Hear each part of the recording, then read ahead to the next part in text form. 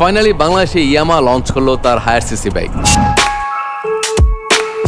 বাংলাদেশে অন্যান্য সব ব্র্যান্ড অনেক আগে তাদের হায়ার সিসি বাইক লঞ্চ করছে, কিন্তু ইয়ামাহা এখন পর্যন্ত 160 সিসির উপরে বাইক বাংলাদেশে লঞ্চ করেনি। এই প্রথম FZ25 250 সিসির একটা বাইক লঞ্চ করছে। আর লঞ্চ হওয়ার পরে এই বাইকটা আমি হাতে পাইছি এবং আজকে রাইড করতেছি, আপনাদের সাথে টাটকা একটা ইমপ্রেশন রিভিউ দিয়ে দেব। এই বাইক নিয়ে অনেক জল্পনা অনেক কল্পনা আছে। ইন্ডিয়াতে এই বাইক আরো 4 বছর আগে লঞ্চ হয়েছে, বাংলাদেশে তো দেরিতে আসছে। আসলে সে বিষয়ে আজকে কথা বলবো না, যেহেতু আমি বাইক লাভার, বাইক পছন্দ করি, সেজন্য আমার আজকের এই রাইডিং এক্সপিরিয়েন্স এবং বাইকটা দেখে ফার্স্ট লোকে আমার কাছে কেমন লাগছে সেটা নিয়ে আজকে আপনাদের সাথে শেয়ার করবো। চলুন ভিডিও শুরু করা যাক। Hey everyone, this is Alim. Welcome to Naval Vlogs. আশা করি সবাই সুস্থ এবং আনন্দে আছেন।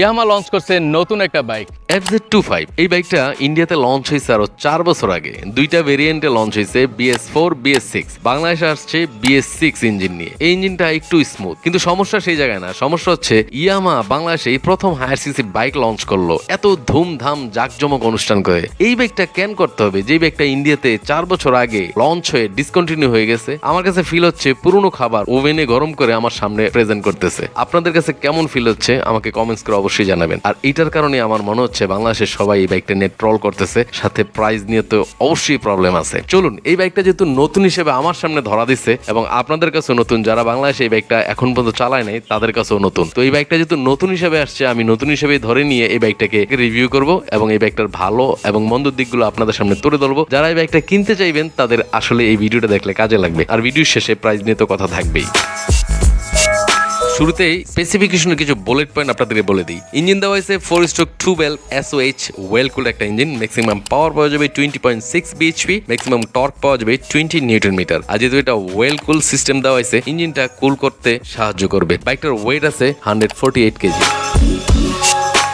ইয়ামাহা ব্রেকিং এর দিক থেকে সেরা, এটা তো তার ব্যতিক্রম ঘটে নাই। ফ্রন্টে দেওয়া হয়েছে 282 mm এর একটা সিঙ্গেল ডিস্ক, রেয়ারে দেওয়া হয়েছে 220 mm এর একটা ডিস্ক। আর এটাতে অ্যাড করা হয়েছে অ্যান্টিলক ব্রেকিং সিস্টেম, যেটা ডুয়েল চ্যানেল। এটা 100-এ 100 দেবো এই ব্রেকিং সিস্টেমটাকে।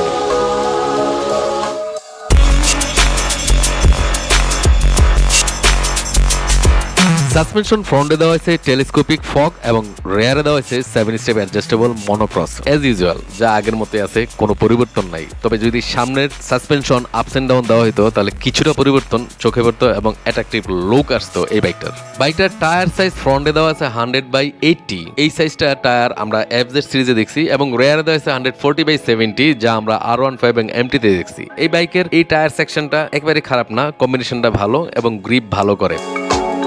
এটাতে আরেকটা জিনিস যেটা লক্ষণীয় সেটা হচ্ছে সামনের যে মাঠগার্ড দেওয়া হয়েছে। এবার এই মাঠগার্ডটা অনেক দূর নিচে লম্বা করে নামায় আনা হয়েছে, যে কারণে কাদামাটি ওঠার খুব একটা চান্স নাই। যেহেতু ইঞ্জিনটা বড়সড় একটা ইঞ্জিন, এটাতে দেওয়া হয়েছে ওয়েল কুল। আর ওয়েল কুলের সিস্টেমটা হচ্ছে উপরে হচ্ছে রেডিয়েটর একটা আছে, এই দুইটা পাইপ গিয়ে ওয়েলটা উপরে গিয়ে রেডিয়েটরটা ঠান্ডা করে আবার তেলটা এসে ইঞ্জিনে ঢুকবে। তো এই বিষয়টা বেশ ভালো এবং দেখতে বেশ মাস্কুলার লাগতেছে।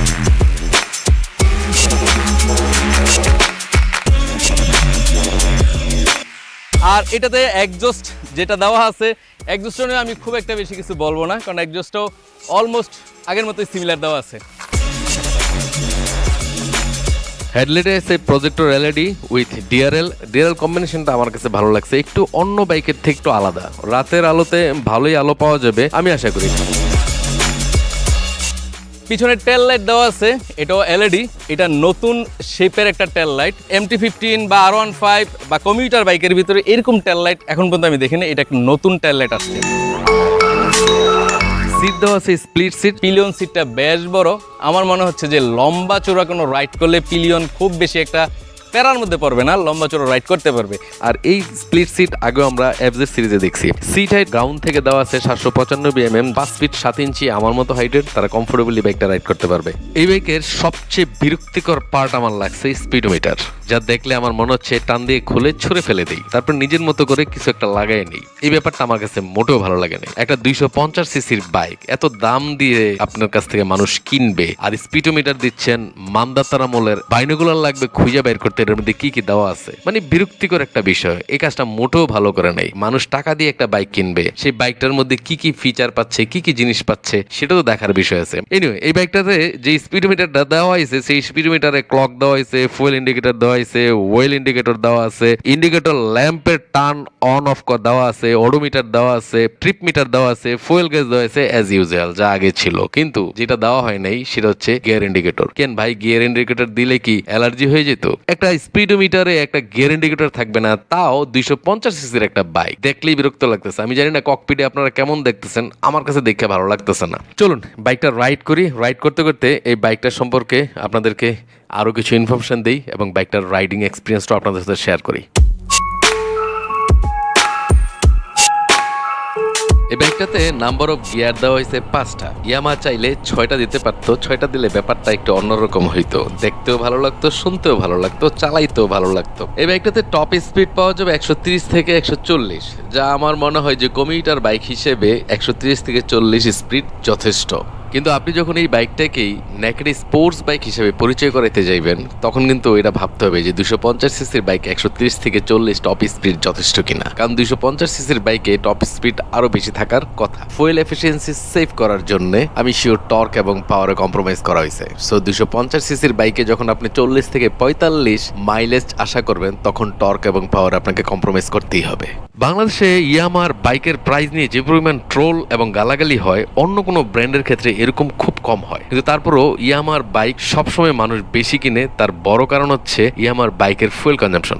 নারী আটকায় শাড়িতে আর বাইকার আটকায় ইয়ামাহার ফুয়েল কনজাম্পশনে। আর এদিক দিয়ে ইয়ামাহা সবসময় মাইকটা দেয়। এই বাইকটার ফুয়েল ক্যাপাসিটি দেওয়া আছে 14 লিটার। আর সিটি রাইডে বাইকটার ফুয়েল কনজাম্পশন পাওয়া যাবে 35 থেকে 40 কিলোমিটার পার লিটারে। আর হাইওয়েতে পাবে 40 থেকে 45 কিলোমিটার পার লিটারে। 250 সিসির বাইকের এরকম একটা মাইলেজ পাওয়াটা আসলেই বিশ্বাসযোগ্য না, কিন্তু এটা সত্য। 250 সিসির অন্যান্য ব্র্যান্ডের বাইকে কিন্তু এত কনজাম্পশন পাওয়া যায় না। আর এফআই সিস্টেম ইয়ামাহার বেস্ট, আর এই জন্য ইয়ামাহার কনজাম্পশনটাও বেশি পাওয়া যায়। আর এই জায়গাটাতে ইয়ামাহা সবসময় মাইকটা দেয়। প্রাইস বেশি হইলেও মানুষ ইয়ামাহার এই বাইকগুলো এই জন্যই মানুষ বেশি কিনে। BS6 ইঞ্জিন হওয়াতে ইঞ্জিন থেকে একটা স্মুথ ফিল আসতেছে। থ্রটল রেসপন্সটাও খুব ভালো লাগতেছে। ক্লাচ এবং গিয়ার শিফটিংয়েও খুব বেশি হার্ডনেস ফিল হচ্ছে না, স্মুথলি সবকিছু করা যাচ্ছে। বাইকটা রান করতেছেও বেশ ভালো। আর 300 ফিটে যেহেতু চালাচ্ছি, স্মুথনেসটা একটু বেশিই পাওয়া যাচ্ছে, কারণ কার্পেটিং রাস্তাটাও খুব ভালো। যেহেতু FZ সিরিজের বাইক, কমফোর্টের দিক থেকে তেমন কিছু বলার থাকে না, কারণ এটির সবগুলো কচ্ছপের মতোই কমফোর্ট থাকে। কিন্তু কমফোর্ট করে দামটা যখন ধরায় দিছে, তখন মানুষের ভালো লাগে না। এই বাইকটার প্রাইস যদি 4 লাখের নিচে হইতো, তাহলে এত বেশি ট্রোল হইতো না। যেহেতু এটা ডুয়েল চ্যানেল ABS দিছে, ইঞ্জিনের সিসিও বাড়ানো হয়েছে, প্রজেক্টর LED লাইট দিছে, সেক্ষেত্রে প্রাইসটা 4-এর ভিতরে থাকলে মানুষ খুব একটা বেশি এটা নিয়ে কথা বলতো না। কারণ বাংলাদেশে আরো অন্য ব্র্যান্ডেরও অনেক হায়ার সিসি বাইক আসছে। সো তাদের প্রাইস যদি কম্পেয়ার করি, এই প্রাইসটা অনেক বেশি হয়ে গেছে আমার কাছে মনে হয়েছে। বাকিটা আপনারা কমেন্টস জানাবেন কত হইলে এই বাইকের প্রাইসটা বেস্ট হইতো। এই তো ছিল FZ25 এর গল্প। আমার চোখে দেখা FZ25 এর যা যা ইনফরমেশন আমার রাইডিং এক্সপিরিয়েন্স সহকারে আপনাদের সাথে শেয়ার করলাম। আশা করি আপনাদের কাজে লাগতে পারে। আর এই বাইকটা সম্পর্কে যদি আপনাদের আরো কিছু জানার থাকে, আমাকে কমেন্টসে জানাইতে পারেন। আমি চেষ্টা করবো আপনাদেরকে আপডেট করার জন্য। তো এই ভিডিওটা লম্বা চূড়া না করি, এখানে শেষ করে দিই। যদি ভিডিওটার কোনো কিছু ভালো লাগে থাকে, তাহলে একটি লাইক করবেন, কমেন্টস করবেন আর শেয়ার করবেন বন্ধুদের মাঝে, যারা এই বাইকটা কিনতে চায় তাদের কাজে লাগবে এই ইনফরমেশনগুলো। তাহলে দেখা হচ্ছে এমনই কোনো নতুন ভিডিওতে, নতুন কোনো লোকেশনে, নতুন কোনো অকেশনে। ততদিন আমরা সবাই থাকবো সুস্থ এবং আনন্দে, ইনশাআল্লাহ।